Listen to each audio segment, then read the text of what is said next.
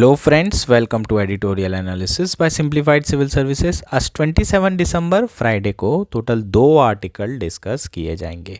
First article जो discuss करेंगे वो है एन अवॉइडेबल ट्रेजेडी। इस आर्टिकल में हम बात करेंगे स्टैम्पेड से रिलेटेड डेटा की और किस तरीके से इंडिया में स्टैम्पेड के कारण इतनी ज़्यादा डेथ हो रही है, उसके रीजंस क्या हैं, प्लस क्या कोर्स ऑफ एक्शन होना चाहिए एक आईएएस ऑफिसर का अगर कोई भी बड़ा कार्यक्रम ऑर्गेनाइज किया जा रहा है जैसे कि कुंभ मेला। इस तरह की केस स्टडी आपको मेंस में पूछी जा सकती, सो काफ़ी इंपॉर्टेंट ये आर्टिकल हो जाएगा।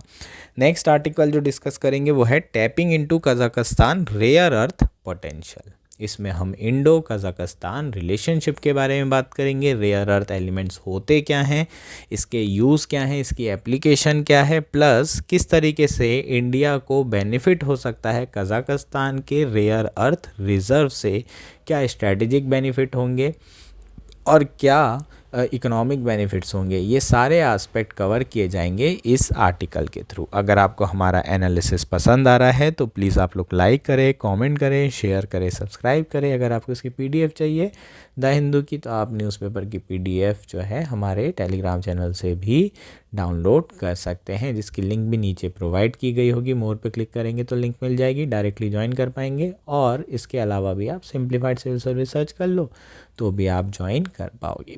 आइए शुरू करते हैं हमारा एनालिसिस। हमारा फर्स्ट आर्टिकल है एन अवॉइडेबल ट्रेजेडी। ये आर्टिकल द हिंदू में आया है। GS3 disaster management, GS4 ethics mains के पर्सपेक्टिव से काफ़ी इंपॉर्टेंट आर्टिकल है।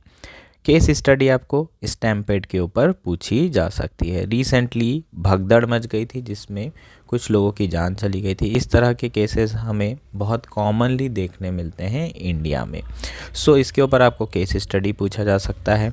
इसके साथ साथ आपको इंटरव्यू की अगर आप तैयारी कर रहे हैं तो बहुत ज़्यादा इम्पॉर्टेंट है। अभी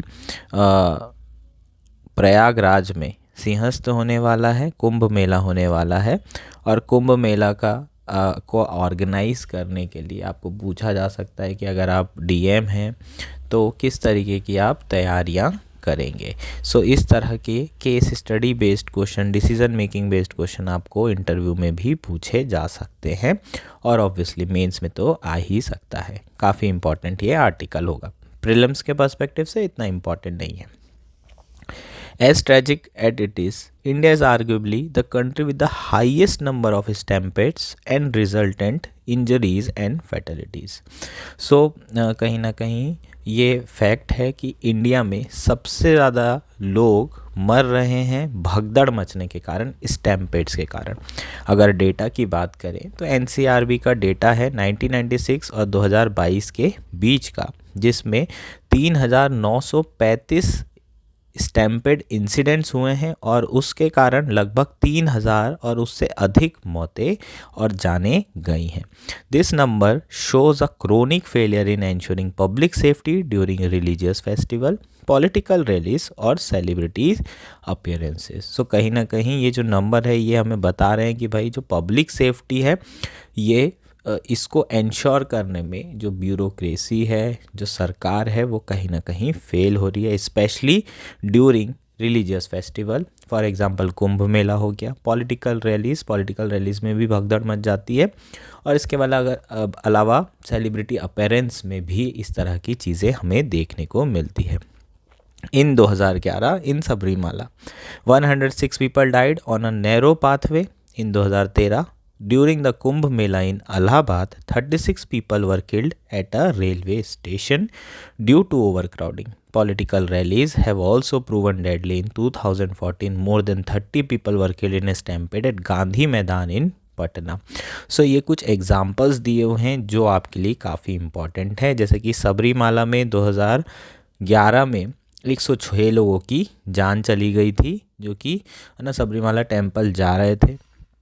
उसके अलावा जो कुंभ मेला हुआ था इलाहाबाद में 2013 में, अभी फिर से होने वाला है 2025 2025 में 12 साल बाद कुंभ मेला होता है, तो 2025 में होगा।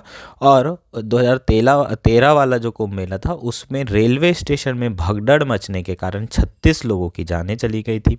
पॉलिटिकल रैलीज में भी इस तरह की चीज़ें होती है, जैसे कि 2014 का यहाँ एग्जाम्पल दिया है, जिसमें गांधी मैदान जो पटना में, वहाँ पर भी भगदड़ मच गई थी, उसमें 30 लोगों की जानें चली गई थी। While the stampede fatalities during celebrity appearance have been rare, they point to the dangerous combination of fan fervor and poor planning. Generally जो सेलिब्रिटी अपीयरेंस है इसमें भगदड़ मचने के चांसेस बहुत कम ही देखे गए हैं, बहुत ही रेयर अभी तक के ऐसे इंसिडेंट्स हुए हैं, लेकिन इंसिडेंट्स हुए ज़रूर हैं और कहीं ना कहीं इसका बहुत बड़ा रीज़न है पुअर प्लानिंग प्लस जो फ़ैन फॉलोइंग है सेलिब्रिटी की, ये दोनों चीज़ें। ये मेनली अभी जो एक इंसिडेंट हुआ है जो कि अल्लू अर्जुन के साथ हुआ है, वो अपना सेलिब्रिटी अपीयरेंस दे रहे थे और उन्हीं को जो लोग देखने आए थे, वहाँ जो भीड़ थी उसमें भगदड़ मच गई और कुछ लोगों की जान चली गई। During a promotional event for a film Pushpa two the rule at Hyderabad Sandhya theatre, a surprise appearance by Telugu actor Allu Arjun led to a stampede. So Allu Arjun का एक सरप्राइज अपीयरेंस हुआ था संध्या थिएटर में, जो कि हैदराबाद में है, अपनी मूवी का प्रमोशन कर रहे थे और उसके कारण वहाँ पर भगदड़ मच गई। एक 35 साल की महिला रेवाथी, उसकी जान चली गई और उसका एक 8 साल का बच्चा है श्रीतेज, जो कि अभी अपना हॉस्पिटलाइज है और अपनी सर्वाइवल की लड़ाई लड़ रहा है, ज़िंदगी की लड़ाई लड़ रहा है। Allu Arjun, the film production team and the director have collectively decided to donate 2 crore to Revathi family. Revathi family को 2 करोड़ रुपए देने का डिसाइड किया गया है। उसके बाद blame has been laid on the Hyderabad police, the actor, his production team. Question surrounding protocol, security arrangement and crowd control have yet to be yield clear answer. उसके बाद अलग अलग लोग इल्ज़ाम लगा रहे हैं। कुछ लोग सरकार को बोल रहे हैं कि भाई सरकार की गलती है, प्रॉपर प्लानिंग नहीं की गई है, पुलिस वाले क्या कर रहे थे। इसके अलावा कुछ लोग बोल रहे हैं कि भाई जो प्रोडक्शन टीम है वो रिस्पॉन्सिबल है, कुछ लोग एक्टर को रिस्पॉन्सिबल मान रहे हैं और अल्लू अर्जुन के खिलाफ जो है FIR भी दर्ज हुई थी और उन्हें अरेस्ट भी किया गया था। उसके बाद भले ही उन्हें बेल मिल गई, लेकिन अरेस्ट तक किया गया था। Was the police force prepared for the size of crowd? सबसे पहला सवाल, क्या पुलिस फोर्स इसके लिए तैयार थी जितना क्राउड आने वाला था? Did the actor and his production team responsively when they got the news of stampede? क्या जो स्टैम्पेड हुआ उसके बाद जो प्रोडक्शन टीम थी, जो एक्टर था, उन्होंने प्रॉपरली रिस्पॉन्ड किया या नहीं किया?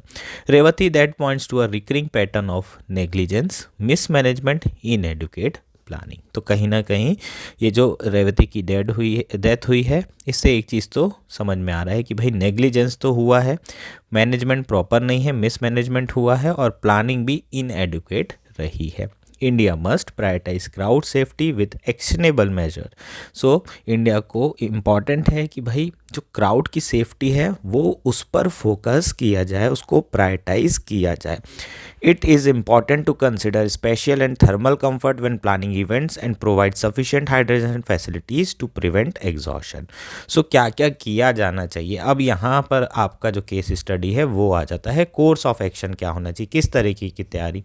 प्रॉपर क्यू बना के रखें, है ना, वो लकड़ी का, है ना, बांस का बना दिया जाता है जिसमें प्रॉपर लोग लाइन लगा के जा रहे हो, इस तरह की क्यू प्रॉपर बन जाए। दूसरा, हाइड्रेशन फैसिलिटी हो, पानी की व्यवस्था होना बहुत ज़रूरी है। एम्बुलेंस वहाँ पर आसपास होना बहुत ज़रूरी है, इनकेस इस तरह की कोई प्रॉब्लम होती है तो तुरंत जो है एम्बुलेंस लेकर चले जाए। प्लस एक डॉक्टर का होना भी ज़रूरी है, फर्स्ट एड किट का प्रोवाइड करना भी ज़रूरी है। क्लियर एंट्रेंस होना चाहिए, क्लियर एग्ज़िट पॉइंट होना चाहिए और मल्टीपल एंट्रेंस और मल्टीपल एग्ज़िट पॉइंट होना चाहिए। इसके अलावा जो थर्मल कंफर्ट है उसका भी ध्यान रखना ज़रूरी है। बहुत ज़्यादा गर्मी हो गई तो हीट स्ट्रोक के कारण लोगों की जान चली जाती है। सो इस तरह की चीज़ें पहले से ही आपको तैयार करना पड़ेगा। कौन करेगा? ऑब्वियसली जो कलेक्टर है वही करेंगे, है ना, जो जिला प्रशासन संभाल रहे हैं वो ये सारी चीज़ की तैयारियां करेंगे। Emergency preparedness including deployment of medical aid, train personal, effective queues management protocol must be non negotiable standard. India ought to ensure the safety of its citizen whether they gather for faith, fandom or politics. ये basically आपका complete article है। इसमें course of action बहुत important है जो आपको ethics में पूछा जा सकता है, जो आपको इंटरव्यू में भी बताना होगा। ठीक है, हमारा नेक्स्ट आर्टिकल है tapping into Kazakhstan rare earth potential. Article the Hindu में आया है। GS2 IR मेंस के पर्सपेक्टिव से, प्रीलिम्स के पर्सपेक्टिव से और इंटरव्यू के पर्सपेक्टिव से भी बहुत ज़्यादा इम्पॉर्टेंट आर्टिकल है। इस आर्टिकल में बात करेंगे हम इंडो कजाकिस्तान रिलेशनशिप के बारे में और समझेंगे कि किस तरीके से जो रेयर अर्थ रिजर्व है वो इस रिलेशन को और भी बेहतर कर सकता है। शुरू कर लेते हैं। As the world accelerates its transition to cleaner energy through cutting-edge technology, the demand for rare earth has increased globally. India, the third largest carbon emitter, is pivoting to renewable energy and faces a growing need for rare earth. So जैसे जैसे हम cleaner energy के तरफ shift कर रहे हैं, हम जानते हैं कि इलेक्ट्रॉनिक्स जो व्हीकल हैं, इलेक्ट्रॉनिक व्हीकल में अभी जो क्रिटिकल मिनरल्स हैं उसकी डिमांड 6 to 10 टाइम्स इंक्रीज़ हो गई है।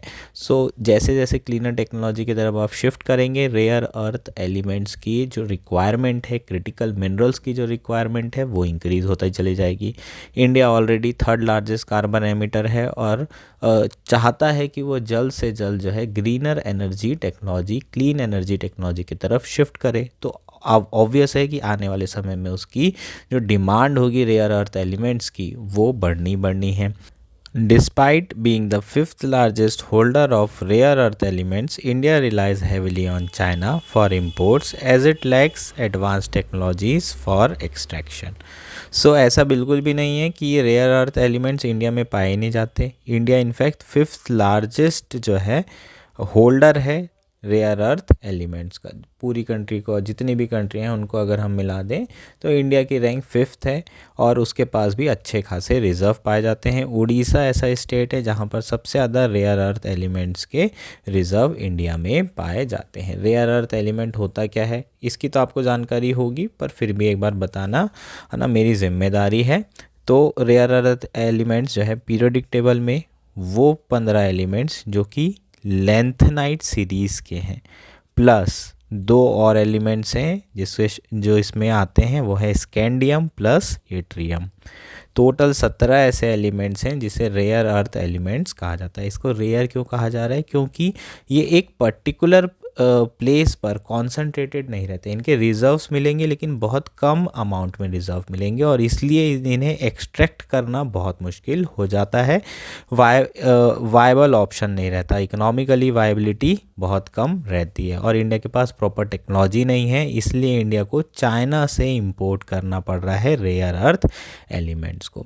Amid supply chain disruption and security concern tied to China dominance in this sector, New Delhi is diversifying its resource through agreement with the US, Latin America and Africa country to mitigate dependency on China. In this context, Kazakhstan emerges as promising and strategically closer alternative. So, China के ऊपर हम rely नहीं रह सकते, बिल्कुल सही बात है। कभी भी जो है इंडिया और चाइना के बीच में इश्यूज़ बढ़ सकते हैं और ऑलरेडी हम जानते हैं कि चाइना का डोमिनेशन इस सेक्टर में बहुत ज़्यादा हाई है, लेकिन सप्लाई चेन डिसरप्शन कभी हो सकता है, कोविड-19 के कारण हो सकता है या उसी तरह के किसी भी पैंडमिक के कारण हो सकता है और बॉर्डर इशू के कारण तो हो ही सकता है। सो इंडिया जो है अपना जो इंपोर्ट है उसे डाइवर्सिफाई कर रहा है। एक कंट्री के भरोसे हम नहीं रह सकते, इसलिए डाइवर्सिफाई कर रहा है। तो US के साथ एग्रीमेंट साइन किया, लैटिन अमेरिकन कंट्री के साथ किया है, अफ्रीकन कंट्री के साथ किया है। उसमें एक कजाकिस्तान भी एक बहुत अच्छा और वायबल और स्ट्रेटेजिक ऑप्शन है जो कि बहुत ही क्लोज भी है इंडिया की ज्योग्राफी के। China accounts for over 1/3 of the global rare earth position and around 70% of its production, with India sourcing around 60% of its imports from Beijing. So जो चाइना है उसके पास सबसे ज़्यादा रिजर्व्स हैं रेयर अर्थ एलिमेंट्स के। 1/3 reserve China के पास है, India का 5th रैंक है। ये सारे फैक्ट्स आपको याद रखना है। और टोटल 70% वर्ल्ड में जो अभी रेयर अर्थ एलिमेंट का प्रोडक्शन कर रहा है वो चाइना कर रहा है। सो इंडिया ही नहीं, US, जापान और भी कई सारी जो कंट्रीज़ हैं इंक्लूडिंग यूरोपियन कंट्री, वो चाइना पर रिलाय करती है इंपोर्ट्स के लिए रेयर अर्थ एलिमेंट्स के। और 60% इंडिया के जो रेयर अर्थ एलिमेंट्स आ रहे हैं वो बीजिंग से आ रहे हैं। सो हैवी रिलायंस है इंडिया का, क्योंकि इंडिया में जो है सफिशेंटली ये प्रोड्यूस नहीं हो रहा है। This heavy reliance stems from India insufficient domestic production to meet the demand of critical sector like electronic, defence and clean energy. So clean energy, defence और इलेक्ट्रॉनिक्स की डिमांड को पूरा नहीं कर पा रहा है, इसलिए इंपोर्ट करना पड़ रहा है। However, China's past action of disrupting critical technology and mineral supply due to bilateral issue give rise to fear is tried to exert control over critical mineral industry. So, जो bilateral issues हैं China के साथ, उसके कारण कई बार China ने इस तरीके की जो मोनोपोली है उसकी क्रिटिकल टेक्नोलॉजी में, उसका गलत इस्तेमाल किया है और सप्लाई करने से मना कर दिया है। और इंडिया को भी इसी बात का डर है। फॉर एग्जांपल, बॉर्डर डिस्प्यूट फिर से शुरू हो गया लद्दाख में। इंडिया बोल रहा है भाई हमें रेयर अर्थ एलिमेंट चाहिए ही चाहिए, और चाइना बोल रहा है नेशनल सिक्योरिटी रीज़न के कारण हम आपको रेयर अर्थ एलिमेंट्स नहीं दे सकते। तो चाइना ने एक्सपोर्ट करने मना कर दिया। अब इंडिया की पूरी मोबाइल इंडस्ट्री किस पर रिलाई कर रही है? इसी रेयर अर्थ एलिमेंट्स पे। इंडिया का अच्छा खासा प्रोडक्शन हो रहा है, कहीं बहुत सारी जॉब जा सकती है, एक्सपोर्ट जो है ख़त्म हो जाएगा। तो कहीं ना कहीं जो चाइना का लेवरेज होगा वो बहुत ज़्यादा होगा। बॉर्डर डिस्प्यूट में भी यही लेवरेज को इंडिया ख़त्म करना चाहता है, और इसलिए अपना जो रेयर अर्थ एलिमेंट का सोर्सिंग है उसे डाइवर्सिफाई करना चाहता है। चाइना की जो मोनोपोली है वो ग्लोबल है, and India rare earth demand leverage its position to dictate supply chain terms. अगर इंडिया डाइवर्सिफाई कर लेगा तो फिर वो इंडिया अपने टर्म्स में चाइना से खरीद सकता है, लेकिन अगर चाइना की मोनोपोली रहेगी तो चाइना के टर्म्स में ही हमें खरीदना पड़ेगा, चाइना के प्राइस में ही हमें खरीदना पड़ेगा। China recently halted the supply of antimony crucial for flame retardant, solar cell, batteries and military gear, citing national security concerns. तो चाइना ने अभी रिसेंटली क्या किया है, जो एंटी मनी है एलिमेंट उसकी सप्लाई को बंद कर दिया है, हॉल्ड कर दिया है। कहा है कि नेशनल सिक्योरिटी कंसर्न। ये एंटी मनी का जो यूज़ है, ये सारी चीज़ें आपको प्रीलिम्स में पूछ सकता है। ये लाइन आपको प्रीलिम्स में यार आ सकती, बहुत इंपॉर्टेंट लाइन है। एंटी मनी जो एलिमेंट है उसे हम फ्लेम रिटार्डेंट की तरह यूज़ करते हैं, सोलर सेल बैटरीज में यूज़ करते हैं, मिलिट्री गियर में यूज़ करते हैं। This move along with a ban in December 2023 on a critical technologies for extracting rare earth and producing magnet reinforce China grip on the sector. So ये दोनों जो move हैं जो 2023 दिसंबर में किया गया था, और जो चाइना ने recently supply of anti money को हॉल्ट किया है, ये दोनों मूव कहीं ना कहीं जो चाइना का ग्रिप है इस सेक्टर में उसे रेनफोर्स कर रहे हैं, उसे स्ट्रॉन्ग कर रहे हैं। 2023 दिसंबर में क्या किया गया था, जो क्रिटिकल टेक्नोलॉजीज़ हैं जो कि जिसके थ्रू रेयर अर्थ एलिमेंट्स को एक्सट्रैक्ट किया जाता है, उसको भी उसमें बैन लगा दिया था उसके एक्सपोर्ट में, ताकि किसी भी कंट्री के पास ये टेक्नोलॉजी ही ना जाए। अगर जिनके पास रिजर्व भी हैं वो भी यही टेक्नोलॉजी नहीं रहेगी तो कैसे इसका प्रोडक्शन कर पाएंगे। Meanwhile reduce over supplies from the Russia, mainly antimony concentrate used in wind and solar energy production have intensified China concerns as both the largest producer and consumer of the rare earth. China invasion of Ukraine and has further exposed the risk of concentrated supply chain resulting in India and Western nation to seek sustainable diversified alternative. So Russia में भी काफ़ी ज़्यादा ऐसे rare earth elements के reserve मिल जाएंगे, लेकिन सारा का सारा रशिया का इस वक्त फोकस कायम है जो उनका डिस्प्यूट चल रहा है, जो उनकी वॉर चल रही है इनफैक्ट यूक्रेन के साथ, तो सारा फोकस उनका उधर ही है। तो सब कुछ जो है चाइना के ऊपर अब भरोसे में चल रही हैं चीज़ें, इंडिया के लिए भी और वेस्टर्न कंट्री के लिए भी। इसलिए इंडिया और वेस्टर्न कंट्री अपना जो सप्लाई चेन है उसे जो है डाइवर्सिफाई करना चाहते हैं और एक अल्टरनेटिव सप्लाई चेन ढूंढ रहे हैं। इस कॉन्टेक्स्ट में जो कजाकिस्तान जो कि इंडिया का क्लोज अला है वो एक वायबल ऑप्शन हो सकता है इंडिया की रेयर अर्थ डिमांड्स को फुलफिल करने में। Kazakhstan is among the richest sources of rare earth, with New Delhi increasing engagement with Astana through the Central Asia policy and connectivity initiatives such as International North-South Transport Corridor. A rare earth partnership could unlock a significant economic benefits for both nations. So India और Kazakhstan दोनों ही बहुत ही close friend हैं already, और India का लगातार जो engagement है Kazakhstan के साथ वो बढ़ता जा रहा है through it's connect central Asia policy. और जो कनेक्टिविटी बढ़ रही है जैसे कि international north south transport corridor initiatives जो शुरू किए गए हैं, इन सारे इनिशिएटिव्स के थ्रू इंडिया और कज़ाकस्तान लगातार क्लोज आते जा रहा है और रेयर अर्थ पार्टनरशिप में दोनों ही कंट्री को बहुत ज़्यादा इकोनॉमिक बेनिफिट्स हो सकते हैं। Kazakhstan is among the richest sources of rare earth elements. So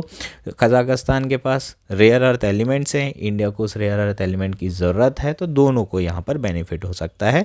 Kazakhstan hold 15 of 17 known rare earth elements and with advanced extraction technology could dent China dominance in this sector। तो Kazakhstan के पास 17 में से 15 rare earth element उनके पास उसके reserve मिल जाएंगे। अगर उनके पास technology आ जाए तो वो जो चाइना का डोमिनेंस इस सेक्टर में उसे ख़त्म कर सकते हैं।